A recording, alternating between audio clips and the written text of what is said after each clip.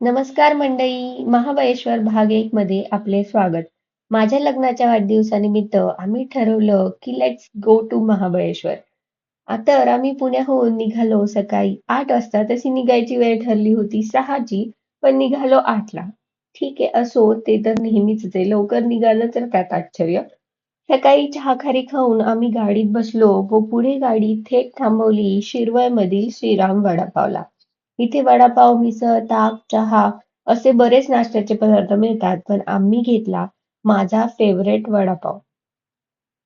वडापाव तर मस्तच होता आणि त्यासोबत मिळालेली शेंगदाण्याची चटणी देखील खूप छान होती. आधी आम्ही ठरवलं होतं की पुण्यावरून थेट महाबळेश्वरला जाऊन पोटभर जेवण करायचं. पण असं नाही केलं ते खूप बरं झालं.